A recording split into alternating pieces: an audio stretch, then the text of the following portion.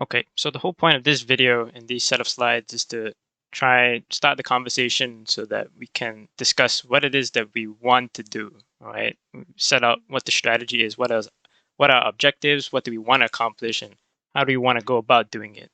So just to start off, my regimen, the whole purpose of the regimen as it was set up was to try and win the war, basically, whichever war we took part in. That was the fundamental reason why the regiment was set up, and it's designed in such a way that that is the only objective that we want to pursue. We decided to specialize into reconnaissance and partisan work for other reasons, which, if anybody wants to know, I can explain it to you. But that's the whole reason why I and my guys play the game. I'm assuming because of my experience interacting with everybody else here that is also the main objective that everybody's working towards too, that we want to win the war. If that is not the main objective, then please tell me so that I won't bore you with any more videos or slides. All right. But that's the assumption that I'm working on here. So I'm just going to walk through the current state of our war here, War 4 on Charlie Shard, and identify some of the factors of concerns that I've experienced in previous wars that I've fought on Able and Baker. So the first major one that we want to discuss concerning the whole overview of the war is the player population. Now, for those that were here to see the downfall of Baker, it's not that hard to see that Charlie is following the same route. What I've got here are two screenshots from Foxhole Stats regarding the player casualties on each shot. Now, some people here are probably thinking, Merlin, this isn't a fair comparison because one, this is taken from a server downtime. That's one. Second is that it's kind of hard to compare two wars that are in different states. Here on Charlie, we're already in the late war. Most of the tech is almost complete. And on the Able, they just started, so they're in the early war. But if we take those factors into account, we see that it's not actually obscuring the real picture. It's actually showing how big of a problem it really is. So here we have two screenshots from the same time of a server downtime, which is about 9 a.m., 10 a.m. GMT, UTC, around about there. So basically when the Americans are sleeping, the Europeans are waking up. Not many people supposedly are playing, not accounting for the Oceanic and Asian players. But as we can see here, these numbers, for those that took part in Baker 25, we're getting really close to the point where the server is most likely going to die out. And what happens when the server dies out is that each side doesn't have any manpower to conduct any major operation to affect the outcome of the war, basically. And at that point, it becomes luck of the draw depending on which side has the larger player population. They will just win by attrition. There's not much in terms of strategic maneuvering or tactical gameplay that you can affect the outcome at that point, because there's just no options left for whichever side has less players. That is one of the big problems. And here, as we can see, in the early war, if we took, well, I didn't have, I forgot to take the screenshot of the actual start time and the start casualties, but the casualty ratios were pretty much the same here. On Able, it shot up to around like 8,000 to 11,000 at one point, and the ratio was pretty much the same. It was like 4 to 5 to 1. On Charlie, it was 5 times lower. So that's one of the big concerns right here, that the shard most likely is going to die out soon. It probably will survive this war, but I doubt it will carry on to the next. But there is a real possibility that in the next couple of days, maybe up to 5 days, the shot could die out. And if we haven't fulfilled any of the victory conditions, or we haven't reached a point which determines the outcome of the war, there's a good chance that nothing we do from now on is really going to affect any outcome. So that's what I wanted to first just get out there and discuss. I've got the player population overall of the game on the Steam charts. So we have here when 1.0 got released, we had a very large increase in the player base. And since then, it's just dropped. The two peaks here that you see, this one here is the last quality of life update that came that alleviated some of the problems for the facility and logistic players. And the final peak that's happening right now, that's the War 100. Technically speaking, Able's War 100 doesn't actually have anything special. It's just something the community wanted to take part in. So quite a lot of players have come back just for that war. But also, more importantly, for those who don't know, a number of the large colonial regiments on Charlie were Able Warden regiments. Able had a lopsided population difference for the last 3 wars, which saw the Wardens get their ass kicked, basically. And the Wardens, their solution was to just jump ship. So quite a few of the large Able Warden regiments switched over to Charlie Colonial, and some of the player base from Able Wardens that weren't a part of the large regiments, just the casual normal players, they then switched over to Charlie Wardens. And right now, what's happened is that with Able 100 starting, quite a lot of the majority of the Able Warden regiments that switched over to Charlie Colonial, they went back, so they're gone. And the rumor is, a significant proportion of the casual player base on the Warden side of Charlie has also gone back to Able to participate in War 100. So the threat of the shard dying is very real. That's just something I want everybody to keep in mind as we're going forward here. So with that aside, we can now just go on to the game itself, so to say. So we got a very weird map in the sense that I've never actually taken part in a war where these many hexes were excluded. The last Baker War had 4 hexes, and this is 8.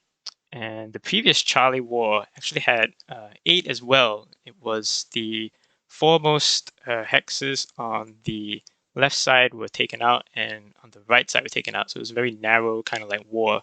I didn't take part in that one. I was unable for their war at that time. But we just go through the major points, which at the start of the war, when the starting conditions were released, a lot of people correctly identified what a terrible map this was.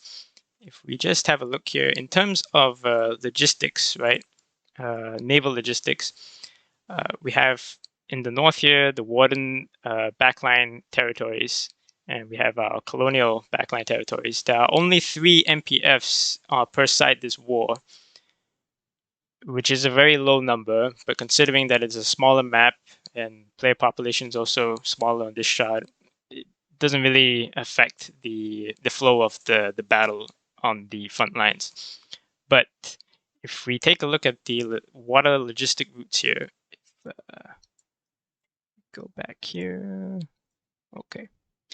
On the colonial side, we have a river connecting at least 4.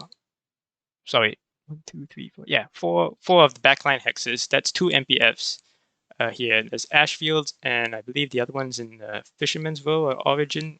I forget. The other one is in Calakai, but that's not connected to this water route here that we have. And it goes up all the way on the western flank. And it provides access to Faranet Coast, Lockmore, and Little Mercy. I do believe that it is actually possible to create a player-made harbor at Stone Cradle, but the way that the map is designed, you can't actually get to the seaport on Stone Cradle because it's on the other side. So that's a problem there for that part. But for the most part, this is how on the western flank the water logistics works. Now, the way that it works on the other side, and I believe this is how the game developers wanted to design the map for this war by excluding these 4 hexes, was that it's a mirror image, or so they hoped it was going to be a mirror image. The Wardens have water logistics lines the same as us, connecting their backline Logi hexes, although they have an extra 1 more. They have all 4, whereas we only have 3 here. Our MPF and Calakai is cut off, as I said. And they have direct routes all the way to Godscroft and to Endless Shore. They also have a secondary route that goes through the middle of the map to Marburn Hollow. So you have 3 major seaports here on the eastern flank. that the Wardens have a lot of easy access to via naval logistics. On the flip side, on ours, as I've said, it was Jade Cove, Lynn of Mercy. You can technically consider Lockmore, but I don't think it's getting that much use at this point. And Stone Cradle and the Moors, like I said, you can't actually get up through this area here. Now, there were debates as to which side had more of an imbalance, which side the devs favored. I don't think that's really a big problem. I don't really buy into that drama. But what I did see that not many people wanted to talk about was that in terms of geography and terrain, on the eastern side here, when the Wardens are able to get up their logistics into the easternmost hexes, what they then find themselves is that they are faced with the terrain, which is the Eastern Front. And it is terrain and geography which basically makes it extremely hard to mount any major offensive to break through the lines, right? You've got the Drowned Vale, which has the bats, which once it's built up is a very, very tough nut to crack. And we have a forward refinery base in Allold Spite with a factory in Mercy's Whale, which means that we can constantly keep pressure on this peninsula here without having to bring up massive amounts of logistics on the backlines. So on this eastern flank here, some people predicted that because the Wardens have the water logistics that brings it up all the way to Marvin Hollow and Endless Shore, supported by Godscroft, that they were going to steamroll. But that didn't happen because we have the superior defensive position here on the eastern flank. On the flip side, however, this is where there is an imbalance. On the western flank, we don't have that problem. The entire area up here in the Moors, Callahan's Passage, and Reaching Trail, this right here is open territory. This is perfect terrain to maneuver. And I've fought several wars in campaigns that were focused on just these three hexes. And I know that for armor units and reconnaissance and partisan units, this is the playground, basically.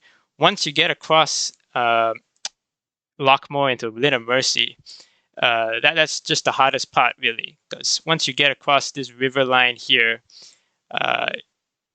the front opens up, basically. Plenty of room to maneuver.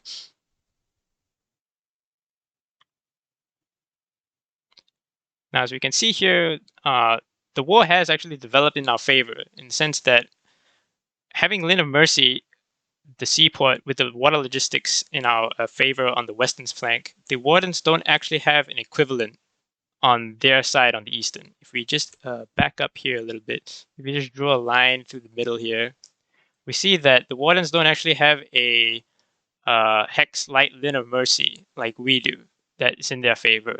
That's across the middle line that has direct access by water logistics to our backline, Logi hexes. That right there is a massive advantage for us.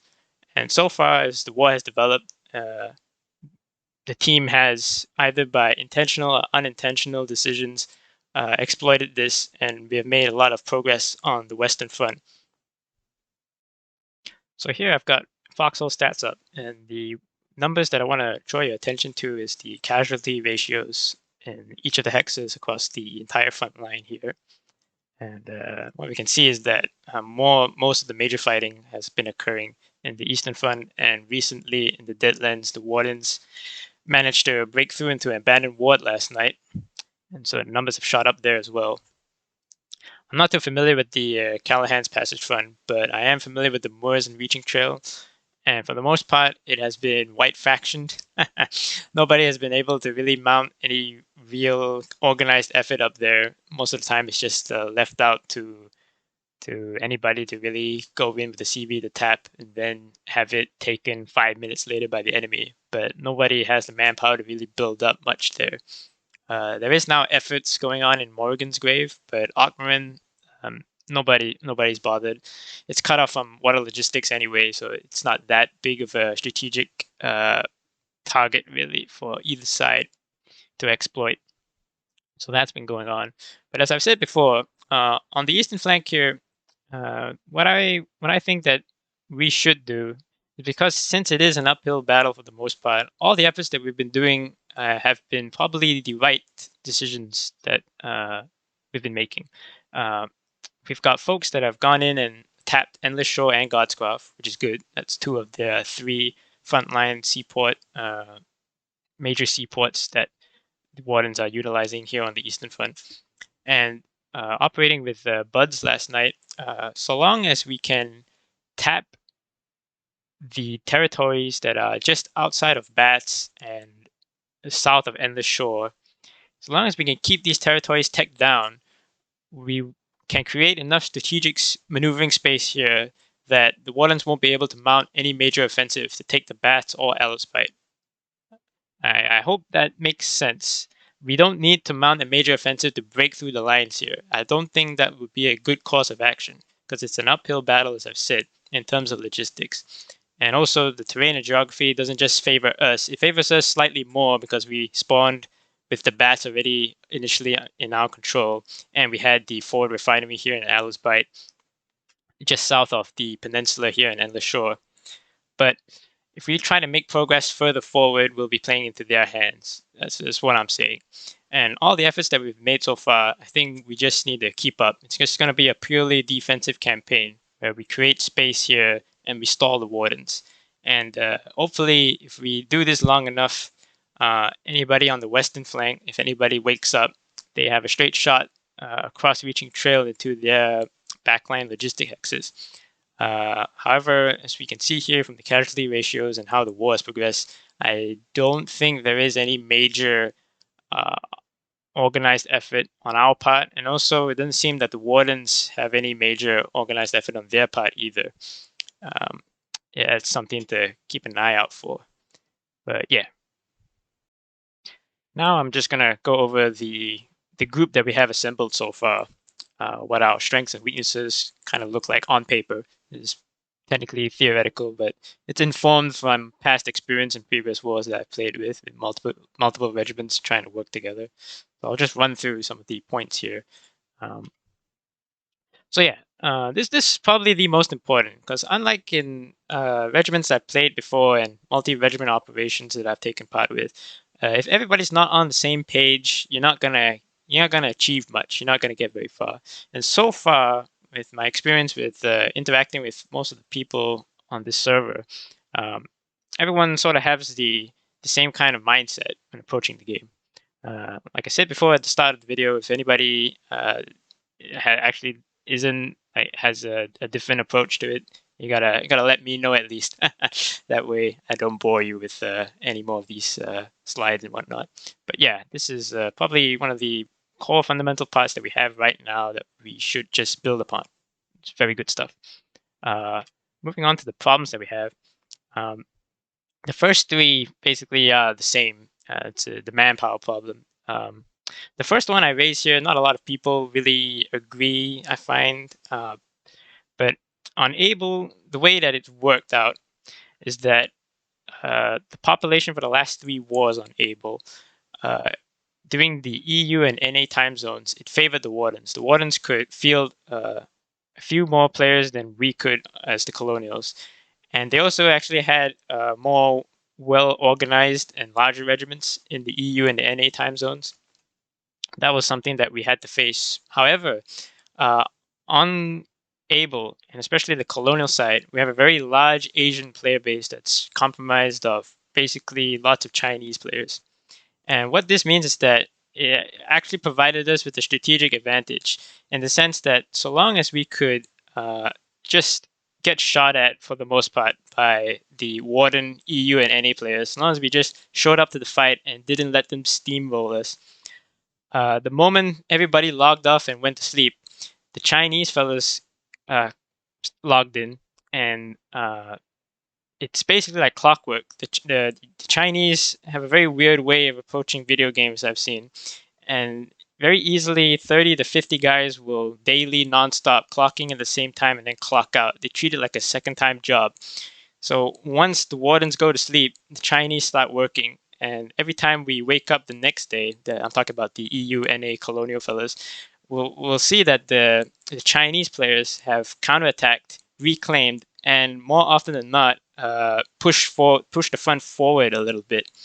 And over a course of an entire war, if you keep this up for 2 weeks straight, there's nothing much that the Wardens can do on that specific front. If you've got players from all 3 time zones, you already have a major strategic advantage. That's just sadly how the game works for Foxhole in the persistent warfare. That's a very big advantage, and it's not fair because who can determine who gets all the Asian players and who doesn't? There's actually a story behind why on Able the Chinese all play in the Colonials. I'm not gonna say so here what the story is, but if anybody wants to ask me, I'll tell you. But yeah, that's one thing we're lacking here on Charlie.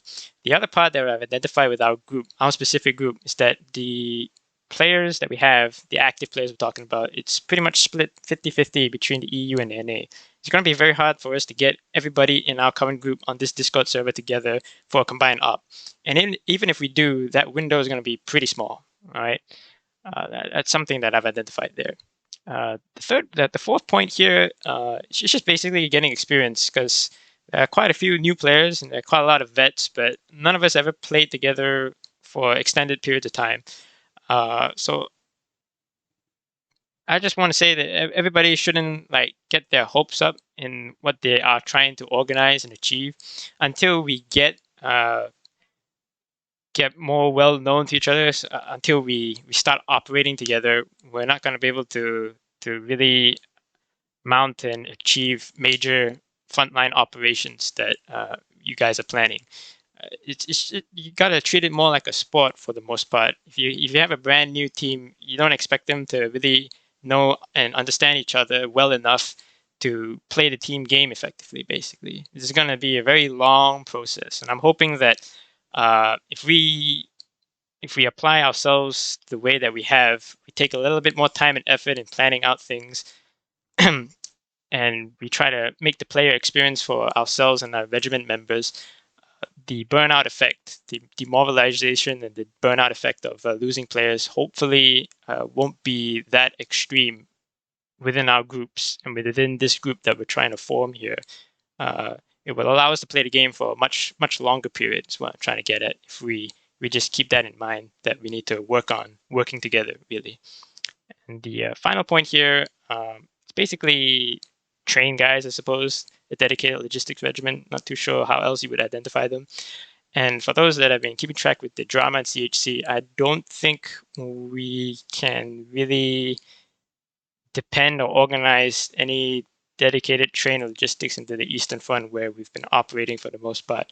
I could be wrong. If anybody can prove me wrong on that point, I'll be the first guy to say thank you, right? If it can be proven wrong, because we really do need train logistics on the Eastern Front. If we want to try to combat what naval logistics the Wardens have, that would be great. That would be fantastic.